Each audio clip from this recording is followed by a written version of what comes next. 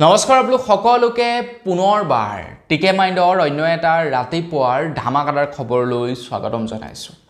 আজিৰে পৰা এটা নতুন মাহ আৰম্ভ হৈছে। আজি হৈছে আগষ্ট মাহৰ 1 তাৰিখ।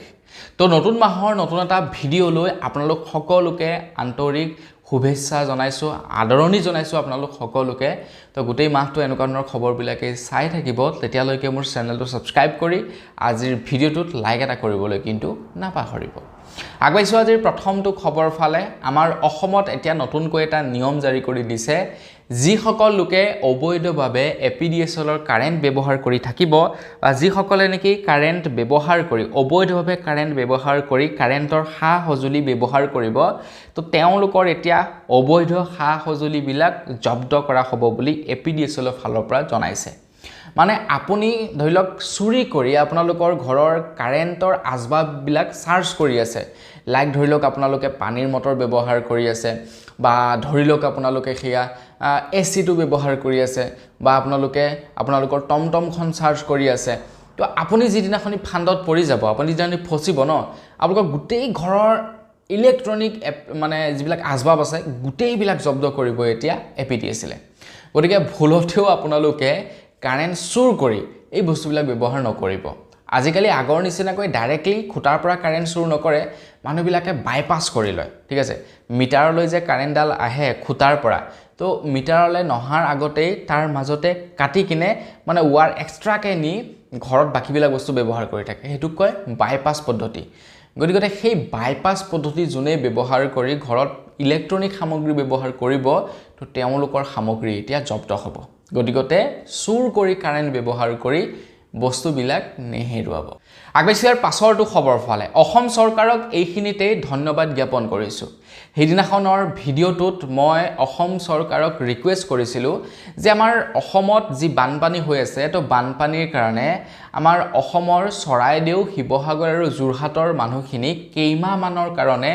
মনিটৰিয়াম পিৰিয়ড দিব লাগে। তেওঁলোকক কাৰেণ্টৰ বিল বিনামূলীয়াকৈ মানে কাৰেণ্টৰ বিল ৰেহাই প্ৰদান কৰিব লাগে। ইলেক্ট্ৰিচিটি বিলৰ লগতে তেওঁলোকক একোটা LPG চিলিণ্ডাৰো বিনামূলীয়াকৈ দিয়াৰ ব্যৱস্থা অসম চৰকাৰে কৰিব লাগে। আৰু ইয়াৰ বাবদ অসম চৰকাৰৰ বৰ বিশেষ টকাৰ খৰচা নহয়, খুব কম টকাতে অসম চৰকাৰে কৰোঁ বুলি ক'লে আমাৰ অসমৰ চৰাইদেউ, শিৱসাগৰ আৰু যোৰহাটৰ মানুহবিলাকক উদ্ধাৰ কৰিব পাৰে অসম চৰকাৰে আৰ্থিকভাৱে সহায় কৰি। একো কৰিব নালাগে, বছ তেওঁলোকক ধৰি লওক কেইমাহমানৰ কাৰণে মনিটৰিয়াম পিৰিয়ড দি দিব লাগে, যাতে তেওঁলোকৰ ঘৰলৈ যিসকল লোকে লোন লৈ থৈছে, বাইকৰ লোন হওক, পাৰ্চনেল লোন হওক, হোম লোন হওক, বিজনেছ লোন হওক, তেওঁলোকৰ ঘৰলৈ যাতে ধৰি লওক যিসকল মানে কালেকশ্যন কৰা মানুহ থাকে, EMI কালেকশ্যন কৰা মানুহ থাকে, তেওঁলোকে যাতে নাযায়। তো তেনেকুৱা নিয়ম বনাবৰ কাৰণে অসম চৰকাৰক ৰিকুৱেষ্ট কৰিছিলোঁ। আৰু ফাইনেলি অসম চৰকাৰে ঘোষণা কৰিছে যে যিকেইটা স্থানত বানপানী হৈছে, সেই বানপানী হোৱা 3খন ডিষ্ট্ৰিক্টত আপোনাৰ 6 মাহৰ কাৰণে মনিটৰিয়াম পিৰিয়ড ঘোষণা কৰিছে। মানে আগন্তুক 6 মাহলৈকে যদি তেওঁলোকে EMI পৰিশোধ কৰিব নোৱাৰে, তেওঁলোকৰ ওপৰত একো একশ্যন লোৱা নহ'ব। আৰু ইচ্ছা কৰিলে দিম বুলি ক'লে দিব পাৰে, যিসকলে দিবলৈ ইচ্ছা কৰে, আৰু যিসকলে দিবলৈ অসমৰ্থ তেওঁলোকে নিদিওঁ বুলি ক'লেও চলি যাব। তো এই নিয়মটো প্ৰযোজ্য কৰিছে আমাৰ অসমত। গতিকে অসম চৰকাৰক ভাল পাইছোঁ, মানে গোটেই অসমত নহয় কিন্তু, ভুল নুবুজিব, বিশেষকৈ য'ত য'ত বানপানী হৈছে, যেনে চৰাইদেউ, শিৱসাগৰ, যোৰহাট, এই 3খন ডিষ্ট্ৰিক্টতহে এই নিয়মটো প্ৰযোজ্য কৰা হৈছে। আৰু ভাল পাইছোঁ অসম চৰকাৰে এইকণ সকাহ দিয়াৰ কাৰণে। বাকী LPG গেছ যদি দি দিলেহেঁতেন, কাৰেণ্টৰ বিল ফ্ৰীকৈ যদি দি দিলেহেঁতেন, আৰু ভাল পালোহেঁতেন চৰকাৰক। আগবাইছোঁ ইয়াৰ পাছৰটো খবৰ ফালে। 2 আগষ্টৰ পৰা অৰ্থাৎ অহা কাইলৈৰ পৰা আমাৰ অসমত আৰম্ভ হ'ব লোকপিয়ল। লোকপিয়লৰ স্বগণনা আৰম্ভ হ'ব। মানে এইবাৰ আপোনালোকে নিজে লোকপিয়লৰ কাৰণে আবেদন কৰিব লাগিব। অনলাইন পৰ্টেল মুকলি কৰিছে, আৰু সেই অনলাইন পৰ্টেলত আপোনালোকে আবেদন কৰিব পাৰিব লোকপিয়লৰ বাবে। আপোনালোকৰ ঘৰত কেইজন মানুহ আছে তাৰ ডিটেইলছ ফিল আপ কৰিব লাগিব। লগতে ধৰি লওক আপোনালোকে কিছুমান প্ৰয়োজনীয় ডকুমেণ্ট আপলোড কৰিব লাগিব, যেনে পান কাৰ্ড হৈ গ'ল, বা বাৰ্থ চাৰ্টিফিকেট হৈ গ'ল, বা ধৰি লওক আধাৰ কাৰ্ড হৈ গ'ল, ভোটাৰ কাৰ্ড হৈ গ'ল, ৰেচন কাৰ্ড হৈ গ'ল। এই ডকুমেণ্টবিলাক আপোনালোকে ছাবমিট কৰিব লাগিব। আৰু যেতিয়া নেকি লোকপিয়ল অফিচাৰ্ছসকল আহিব, তেতিয়া তেওঁলোকে ভেৰিফাই জাষ্ট কৰিব যে আপোনালোকৰ ঘৰৰ আপোনালোকে যিখিনি ডকুমেণ্ট দিছিলে সেইখিনি অৰিজিনেল হয় নে নহয়, তেওঁলোকে জাষ্ট ভেৰিফাইহে কৰিব গতিকে 2 আগষ্টৰ পৰা আমাৰ অসমত স্বগণনা আৰম্ভ হৈ যাব কিন্তু চৰাইদেউ যোৰহাট আৰু শিৱসাগৰ এই তিনিওখন ডিষ্ট্ৰিক্টৰ বাবে এইটো অকণমান পিছুৱাই দিয়া হৈছে বাকি গোটেই অসমবাসীয়ে স্বগণনা কৰি থাকিব পাৰিব কিন্তু এই তিনিওখন ডিষ্ট্ৰিক্টে অকণমান দেৰিকে স্বগণনা কৰিলেও হ'ব কাৰণ এই বানপানীৰ সময়ত কোনে আৰু ইন্টাৰনেটৰ কাম কৰি থাকিবগে কোনে আৰু অনলাইনৰ দোকানত দীঘলীয়া লাইন পাতি এই কামবিলাক কৰিব হয় না নহয় গতিকে তিনিওখন ডিষ্ট্ৰিক্টে কৰিব নালাগে কিন্তু বাকি বিলাকৰ কাৰণে মুকলি কৰি দিছে 2 তাৰিখৰ পৰা স্বগণনা কৰিবৰ কাৰণে ৱেবসাইট আগৈছো ইয়াৰ পাছৰটো খবৰ ফালে আমাৰ অসমত হোৱা বানপানীৰ বাবে তিনিওখন ডিষ্ট্ৰিক্টত বহুখিনি নামঘৰ বা বহুখিনি ধৰ্মীয় অনুষ্ঠান ভাঙি একেবাৰে তহিলং হৈ গৈছে বানে উটুৱাই লৈ গৈছে বৰ বেয়া পৰিস্থিতি হৈছে মই যোৱাকালি অৰ্থাৎ 31 তাৰিখৰ দিনাখন যোৰহাটৰ পৰা ডিব্ৰুগড়লৈকে আহিছো শিৱসাগৰ মাজেৰে এনেটো মানে বাইপাছেদি গলো কিন্তু আহোতে মই বলো অলপ মাজেৰে সোমাই চাই আহো মোৰ বেয়া লাগি গৈছে এনেকুৱা বেয়া পৰিস্থিতি মেইন ৰাস্তাৰ কিনাৰটো এতিয়া মানে কিছু বহু মানুহৰ ঘৰ বুৰি আছে আৰু সেই পানীখিনি উলাই যাবলৈ যে কিমান দিন লাগিব তাৰ কোনো ঠিক নাই আৰু তাতকে ডাঙৰ কথাটো হৈ গল পানীখিনি উলাই যোৱাৰ পাছতো কিমান যে বেমাৰ আজাৰ সৃষ্টি হ'ব তাৰ কোনো ঠিক নাই গতিকে আপোনালোকে যদি ইচ্ছা কৰিছে সহায় কৰিম বুলি তেওঁলোকক এতিয়া একোটা ঘৰো যদি আমি সহায় কৰিবলৈ লাগো বহুত উপকৃত হ'ব আপোনালোকে যেন সবকে সহায় কৰিব পৰা নাই কিন্তু টাৰ্গেট কৰি লওক এঘৰ ব্যক্তিক যে মই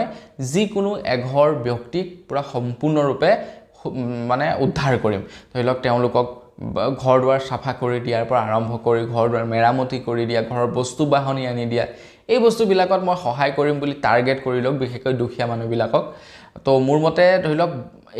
আলু দালি পিয়াজ দিয়াতকৈ এতিয়া সেই বস্তু বিলাকৰ খুব দৰকাৰ আছে বা আপুনি যদি ভাবে যে নহয় মই টকা 10,000 দিম তেখেতে যাতে কিবা এটা কৰিব পাৰে বা টকা 1,000 দিম তেখেতে যাতে দুটা হাজিৰা লগাই ঘৰখনৰ অলপ সাফচিকুন কৰিব পাৰে তো সেইবিলাক কৰক এতিয়া বহুত উপকৃত হ'ব ৰাইজবিলাক আৰু যি কি নহওক এটা সেই সময়তে খবৰ লাইভ পৰিছে এই তিনিওখন ডিষ্ট্ৰিক্টৰ যিমান বিলাক নেকি নামঘৰ ভাঙি গৈছিলে তো নামঘৰসমূহ মেৰামতি কৰিবৰ কাৰণে অসম চৰকাৰ ফালৰ পৰা এতিয়া 1.5 লাখ টকাকৈ প্ৰদান কৰিব বুলি জনাইছে 1.5 লাখ টকাকৈ প্ৰদান কৰিব এতিয়া মেৰামতি কৰিবৰ কাৰণে আগৈছো ইয়াৰ পাছৰটো খবৰ ফালে পাছৰ খবৰটো ওলাই পৰিছে বানপানীৰ ওপৰতেই শেহতীয়াকৈ বান পৰিস্থিতিৰ ওপৰত খবৰ ওলাই পৰিছে যে শেহতীয়াকৈ খবৰ লোৱা অনুসৰি অসমত এতিয়ালৈকে 80 জন লোকৰ বানৰ ফলত মৃত্যু হৈছে এতিয়ালৈকে 29,987 জন লোকক উদ্ধাৰ কৰিছে বানপানীৰ পৰা এতিয়ালৈকে প্ৰায় 2246 খন গাঁও এতিয়াও বোলে আপোনাৰ বানত আক্ৰান্ত হৈ আছে বুলি জনাইছে প্ৰায় 11,45,003 জন ব্যক্তি বানত প্ৰভাৱিত হৈছে গতিকে অসম চৰকাৰক ৰিকুৱেষ্ট কৰিছো অসম চৰকাৰে যাতে যিমান পাৰে সোনকালে তেওঁলোকক ৰিকভাৰি কৰে আৰু অসম চৰকাৰে এইবাৰ বান সাহায্য দিয়াৰ ক্ষেত্ৰত বা তেওঁলোকক উদ্ধাৰ কৰাৰ ক্ষেত্ৰত যিমান পাৰে সিমান প্ৰচেষ্টা হাতত লৈছে যিমান পাৰে তেওঁলোকক সোনকালে সাহায্য দিয়াৰ ব্যৱস্থা কৰিছে সাহায্য মানে এইটো নহয় আৰু সেই দালি আলু পিয়াজ তো চৰকাৰে দালি আলু পিয়াজ দিয়াটো খুব দুৰ্ভাগ্য কথা দালি আলু পিয়াজ বাকি সকলোৱে দি আছে তো চৰকাৰে আৰ্থিকভাৱে সহায় কৰিব লাগিব আৰু সেই 1 টকা 2 টকা নহয় অখিল গগৈ ডাঙৰীয়া কোৱা অনুসৰি প্ৰত্যেকটো ফেমিলিকে 10 লাখ টকাকৈ দিব লাগিব তেতিয়াহে তেওঁলোক আৰ্থিকভাৱে সবল হ'ব নহলে বহুতৰ লাইফ স্পইল হৈ যাব বৰবাদ হৈ যাব আগৈছো ইয়াৰ পাছৰটো খবৰ ফালে যিসকল মহিলাই অৰুণোদয় আঁচনিৰ পইচা পায় তেওঁলোকৰ কাৰণে অসম চৰকাৰ ফালৰ পৰা এটা বিৰাটেই ভাল খবৰ ঘোষণা কৰিছে আমাৰ অসমৰ যোৰহাট শিৱসাগৰ চৰাইদেউ আৰু গোলাঘাট এই 4খন ডিষ্ট্ৰিক্টৰ যিসকল মহিলাই অৰুণোদয় আঁচনিৰ পইচা পায় তেওঁলোকে এতিয়া লোন ল'ব পাৰিব অসম চৰকাৰৰ ফালৰ পৰা মানে এই 4খন ডিষ্ট্ৰিক্টত যথেষ্ট বানপানীয়ে মানে বিনষ্ট কৰিছে এতিয়া যোৰহাট আৰু গোলাঘাটৰ বৰ বিশেষ একো হোৱা নাই মানে শিৱসাগৰৰ নিচিনাকৈ প্ৰভাৱিত হোৱা নাই শিৱসাগৰখন যেনেকৈ প্ৰভাৱিত হৈছে কিন্তু হলেও হৈছে গোলাঘাটতো হৈছে যোৰহাটতো যথেষ্ট পৰিমাণৰ হৈছে যোৰহাটত মোৰ লগৰ এজন আছে তো লগৰজনে কোৱা অনুসৰি মানে হিহঁতৰ এইবাৰ কঠিয়া এডালো নাই ৰুবৰ কাৰণে অকল হিহঁতৰ বুলিয়ে নহয় গোটেই গাঁৱৰ মানুহবিলাকৰ এডালো কঠিয়া নাই মানে হিহঁতে এইবাৰ খেতি কৰিব নোৱাৰে এই অৱস্থা তেওঁলোকৰ আৰু কিমান দিনলৈকে কঠিয়া পাৰিব নোৱাৰিব নতুনকৈ খেতি কৰিম বুলি ভাবিলেও তাৰ কোনো ঠিক নাই কাৰণ পানী এতিয়ালৈকে ওলাই যোৱা নাই ঠিক আছে তো তেওঁলোকে বিৰাট বিপদত পৰিছে গতিকে সেই সময়ত চৰকাৰৰ ফালৰ পৰা তেওঁলোকক সহায় কৰাৰ বহুতেই দৰকাৰ আছে বুলি মই ভাবোঁ আৰু অসম চৰকাৰে সিদ্ধান্তও লৈছে যে যিসকল লোকে অৰুণোদয় আঁচনিৰ পইচা পায় তেওঁলোকক ঋণ প্ৰদান কৰিব যাতে তেওঁলোকে এই আৰ্থিক সিচুৱেশ্যনটোৰ পৰা নিজকে উদ্ধাৰ কৰিব পাৰে আগৈছো ইয়াৰ পাছৰটো খবৰ ফালে খবৰ লাই পৰিছে এই 4খন ডিস্ট্ৰিক্ট মানে যি কেইখন ডিস্ট্ৰিক্টত বানপানী হৈছে বিশেষকৈ শিৱসাগৰ চৰাইদেউ আৰু যোৰহাট এই 2-3খন ডিস্ট্ৰিক্টত খুব প্ৰচুৰ পৰিমাণে বানপানী হৈছে আৰু আটাইতকৈ বেছি হৈছে শিৱসাগৰত তো প্ৰচুৰ পৰিমাণে বানপানী হৈছে তো বানপানীৰ সময়ত প্ৰায় 550খন বিদ্যালয় বোলে ভাঙি চুৰমাৰ হৈ গৈছে 550খন বিদ্যালয় ভাঙি চুৰমাৰ হৈ গৈছে আৰু 550খন বিদ্যালয় এতিয়া নিৰ্মাণ কৰিবৰ কাৰণে অসম চৰকাৰৰ ফালৰ পৰা 2 পৰা 3 লাখ টকা লৈকে সাহায্য দিব বুলি ঘোষণা কৰিছে আৰু তাৰ লগতে 9 আগষ্টৰ পৰা বিদ্যালয়বিলাকৰ পাঠদান আৰম্ভ হ'ব বুলি জনাইছে মানে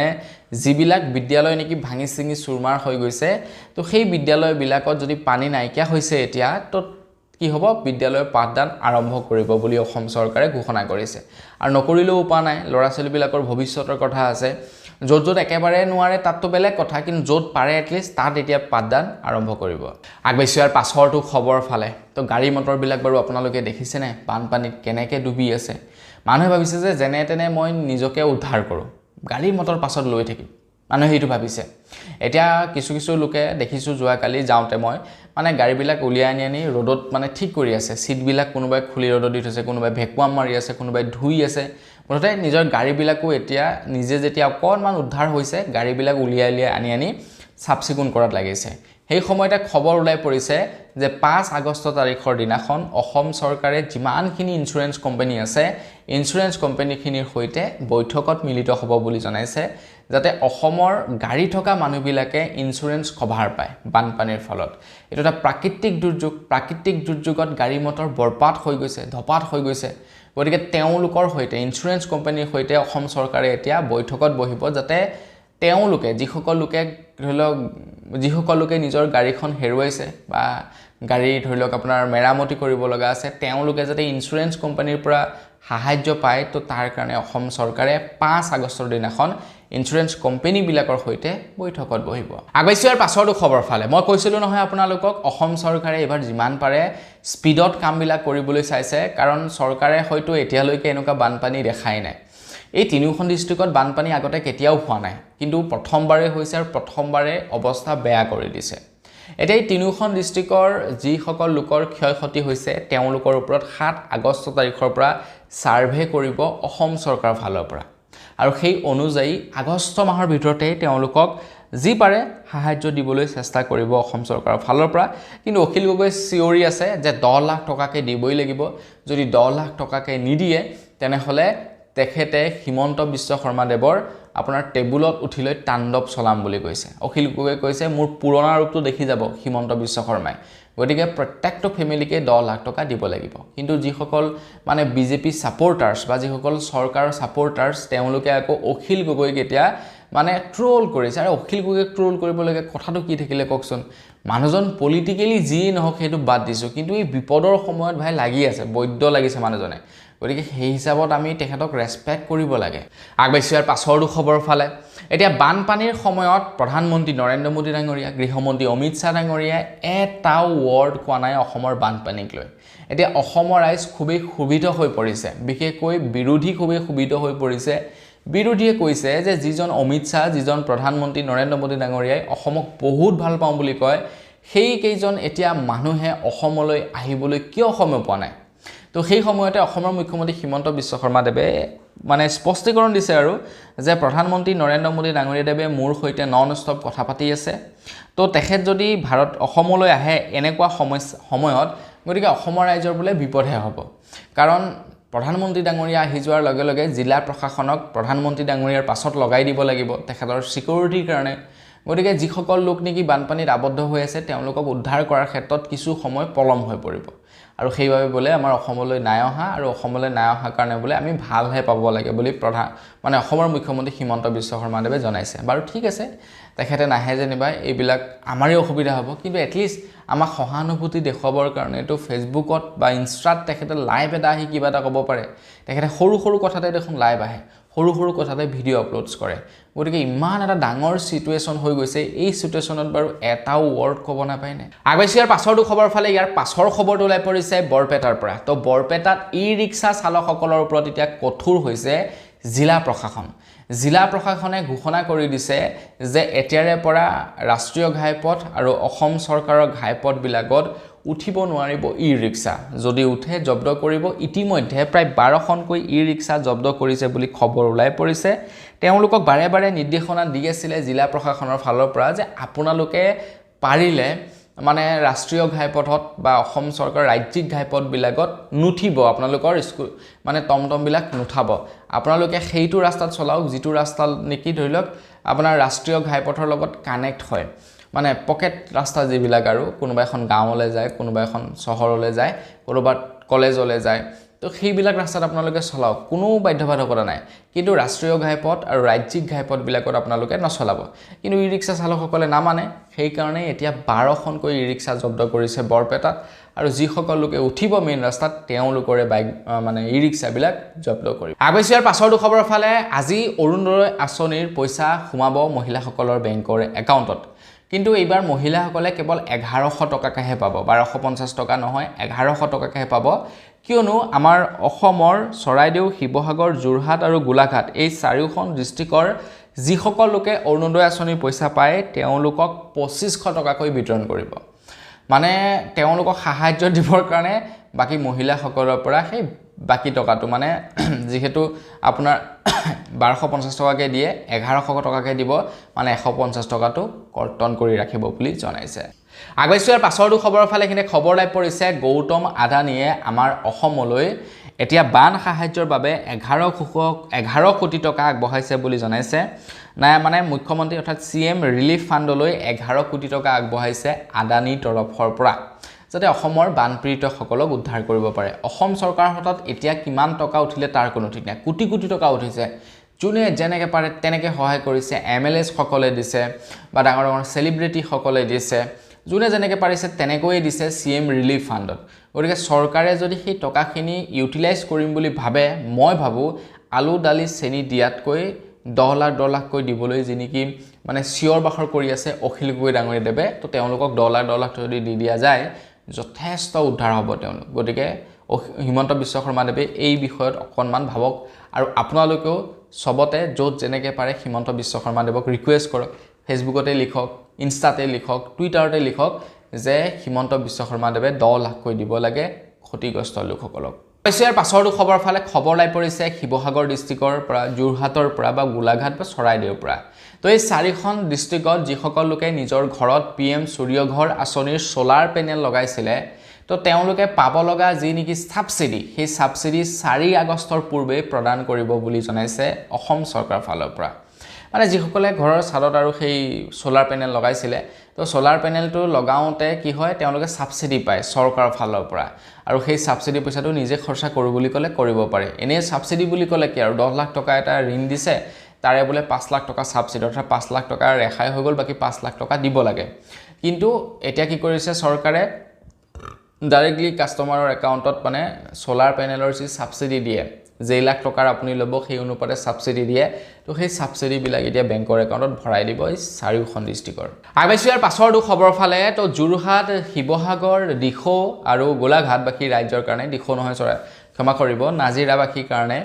ঘোষণা কৰিছে যাতে তেওঁলোকে পৰাপক্ষত আকৌ বানপানীৰ সৈতে মোকাবিলা কৰিবৰ কাৰণে প্ৰস্তুত হৈ থাকক কিয়নো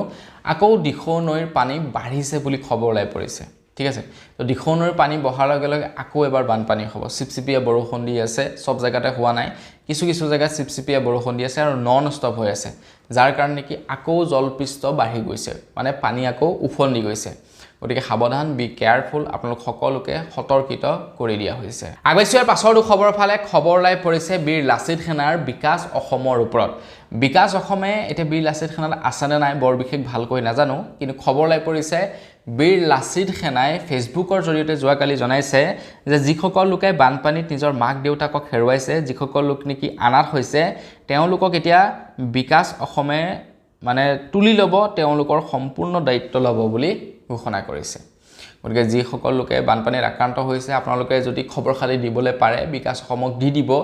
যে এখেতৰ লোকৰ মাক দেউতাক নাই তো বিকাশ অসমে পঢ়ুৱা শুনোৱা খোৱা বোৱা থকা মেলা সকলোবিলাক দায়িত্ব ল'ব